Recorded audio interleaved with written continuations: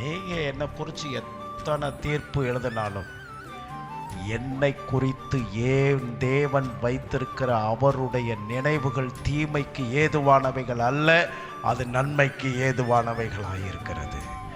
விசுவாசிக்கிறீங்களா? சொல்லுங்க. நான் சொன்னேன், அப்பா இந்த வார்த்தையை நான் ஆசீர்வாதமான வார்த்தையாக நான் எடுத்துக்கொள்ளுகிறேன் என்று சொன்னேன். Praise God. என்னை இப்பெல்லாம் பேசிட்டீங்களே, இல்லை, நீங்கள் பேசின இந்த வார்த்தையை நீங்கள் என்னை ப்ளஸ் பண்ண வேடா நான் எடுத்துக்கிட்டு நான் போகிறேன்.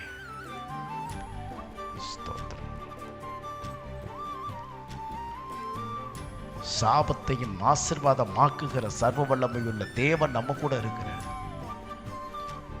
உங்களுடைய நம்பிக்கையில எப்படி இருக்கணுமா? சொல்லுங்க. இது இந்த மாசத்துக்கு இல்ல, உங்க லைஃப் டைம் வேர்டு. உங்க லைஃப் டைம் வேர்டு இது. உங்க வாழ்க்கை முழுவதுக்கும் தேவையான வார்த்தை இந்த வார்த்தை. ஸ்தோத்திரம்.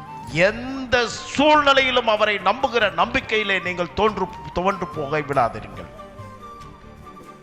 எது உங்க வேலை வந்து மோதினாலும் சரி, அது முதலாவது தேவன் மீது மோதிட்டு தான் அது உங்களையே சந்திக்கிறது. ஆண்டவர் உங்களுக்கு ஒரு வார்த்தையை கொடுக்கிறார். நான் நினைவு செய்கிறேன், உன்னை தொடுகிறவன் என் கண்மணியை தொடுகிறான் என்று சொல்லுகிறான்.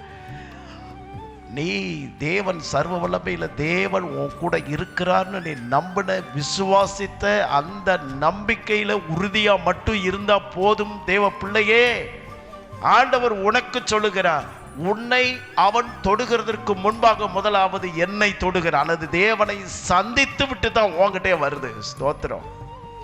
அப்ப வரும் பொழுது அந்த வீரியம் எல்லாம் குழஞ்சு போய் உன் பக்கத்தில் வரும்போது உன் பாதத்தில் அது கீழே விழுந்து உடஞ்சு போயிடும். ஏன்னா அது மோதி இருக்கிறது சர்வ வல்லமையுள்ள தேவன் கண்மலையின் மேலே மோதி இருக்கிறது. அது உடஞ்சு நொறுங்கி ஒன்றும் இல்லாமல் போயிடும். விசுவாசிக்கிறீங்களா? ஸ்தோத்திரம். அப்படியே எழும்பி நிற்போமா நம்ம எல்லாருமாக. அந்த வசனத்தை மட்டும் டிஸ்பிளே பண்ணுங்க. ஃபர்ஸ்ட்